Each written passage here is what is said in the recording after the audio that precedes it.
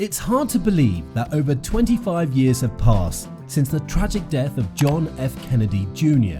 On July 16, 1999, the nation was left in shock when the plane John was piloting crashed off the coast of Martha's Vineyard, claiming the lives of his wife, Carolyn Bessette, and her sister, Lauren Bessette. At just 38 years old, John was a symbol of American charisma and promise, a man whose life and legacy had captivated the world. After the passing of his mother in 1994, John F. Kennedy Jr. moved into the apartment that he would live in until his tragic death. The sprawling 2,600 square foot loft apartment in Tribeca, New York City is located at 20 Northmore Street, apartment 9E. While pictures of the apartment are kept mostly out of the public eye, we know it was a large industrial space that John transformed into a unique home. When John first moved in, the space was raw and industrial. To make it more livable, he hired an architect to design a sleek, minimalist interior, adding a kitchen, 2 bathrooms, and 1 bedroom.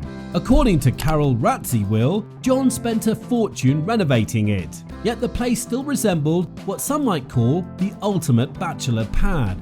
John and his wife, Carolyn Bessette, playfully referred to it as Home Depot or the warehouse. As described in American Son, a portrait of John F. Kennedy Jr. by Richard Blow, visitors to John's apartment would take an industrial elevator to the top floor, where the doors opened into his loft, a massive rectangular space that occupied the entire floor. The apartment was large enough to throw a football, giving it an open palatial feel, yet it exuded a subtle elegance. The modern kitchen was separated by a long counter from a wooden dining table, with the refrigerator always stocked with fresh fruits and vegetables. John's handyman, a Portuguese native, was often seen arranging bowls of fruit, creating a hospitable atmosphere for guests. John, always the gracious host, made sure to chat with every guest who visited. John's love for history was evident in his book collection. As an American history major from Brown University, his shelves were packed with biographies and notable works of journalism from the 1960s and 70s, including pieces by Hunter Thompson and Norman Mailer. However, curiously absent from the collection were any books about the Kennedy family. At the far end of the loft was John's bedroom. While the room was simple and tidy, it was clear that no expense had been spared.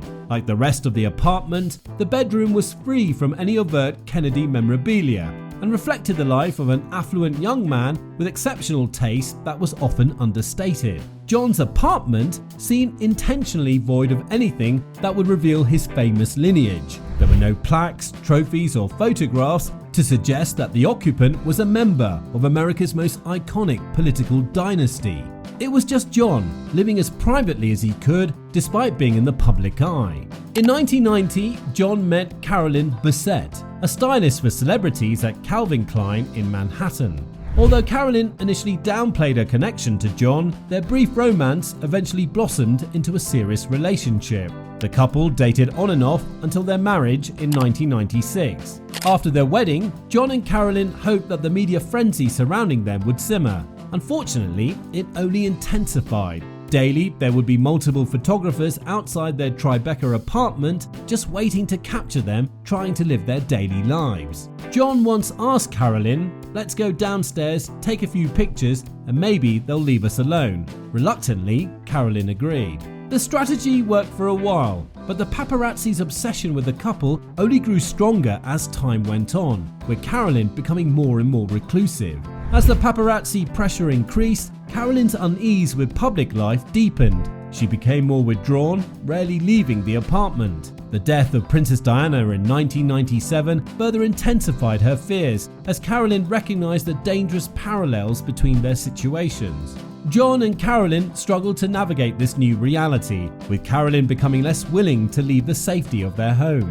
John and Carolyn had hopes of finding a second home outside the city, somewhere they could escape the media's glare, as celebrities and those in the public eye often do. Carolyn in particular was adamant about not raising a family in New York City, saying, "I'm not going to walk around by myself in the streets with a stroller with every psycho in the world." The couple explored areas as far as Columbia County near Albany and scouted properties in the secluded town of Sneden's Landing along the Hudson River. Despite their efforts, they never found the perfect place to call home. All their plans came to a heartbreaking halt on July 16, 1999, when the plane piloted by John and carrying Carolyn and her sister crashed off the coast of Martha's Vineyard. It marked the end of a remarkable life that was full of potential. In May 2000, Saving Private Ryan star Edward Burns bought John F. Kennedy Jr.'s loft for around $2.4 million. The loft was described as commanding yet embracing, with stunning 14-foot barrel vaulted ceilings, skylights, and panoramic views from north, south, east, and west. The amenities included a high-end kitchen with sub-zero appliances, custom cabinets, and pet-friendly policies. According to John's collegiate schoolmate, David Clark, John's clothes and shoes were given to Sacred Heart, the Manhattan private school and alma mater of John's sister, which then donated them anonymously so they couldn't be sold for profit. Caroline called Sacred Heart and asked my wife's sister, who worked there, to take John's belongings and scatter them to the wind, says Clark. In other words, nothing that left John's apartment was flagged as belonging to John F. Kennedy Jr. It was all given away anonymously. It's kind of fitting. There's some homeless guy walking around in John F. Kennedy's tuxedo jacket. So let us know your thoughts on the apartment and the life of John and Carolyn in the comments below. If you enjoyed this video, please subscribe, like, and turn on post notifications to stay updated on future home tours.